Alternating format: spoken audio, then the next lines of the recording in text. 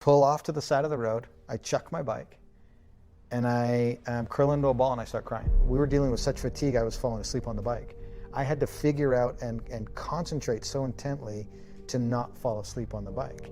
And as you know, I ultimately did. On day 18, I lost the battle, and I fell asleep on my bike and crashed. And I had to start focusing on all the reasons and whys I was out there. I immigrated from another country, and I was going to live the American dream.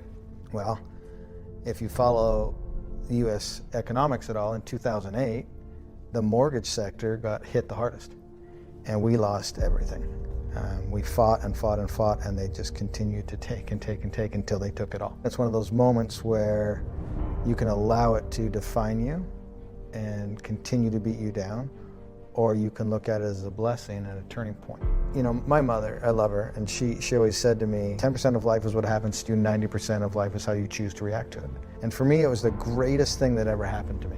Wow. To hit that rock bottom, because I would have never made the shift that we did. And by themselves, one reason was not enough for me to get back on my bike and do 20 more Ironmans.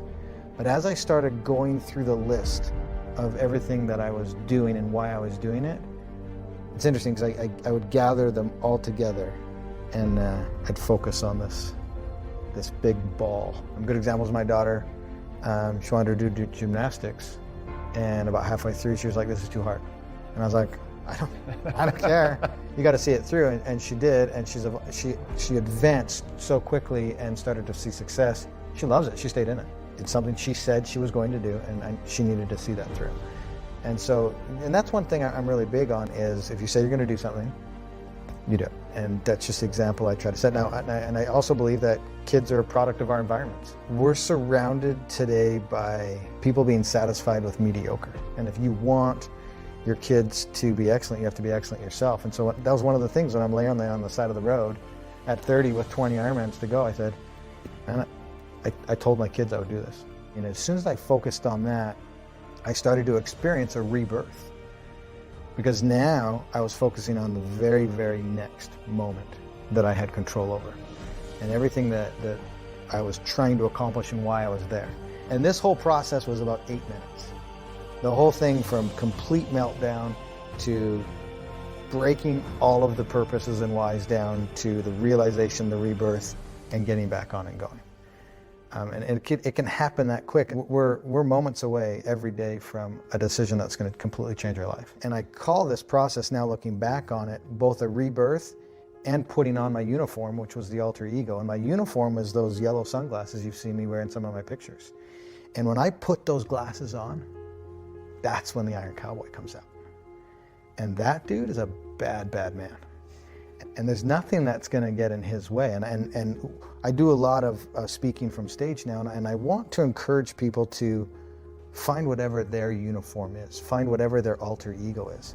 Because when you discover that and how to flip that switch, that's when nothing gets in your way. And that's where you shift your focus and you realize what your purpose is.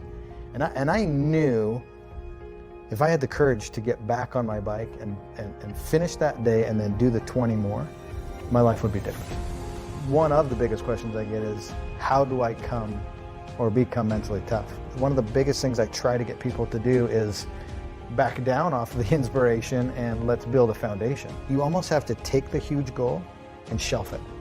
Don't forget about it, but shelf it and now focus on everything that's small to get there. The moment you realize the next step isn't going to kill you, and that next step is the first step to evolving, changing, growing, and learning, and becoming literally the best version of yourself, that's the most beautiful thing. It's not going to kill you. And putting yourself in the game, you're giving yourself an opportunity to achieve something that everybody else said was impossible.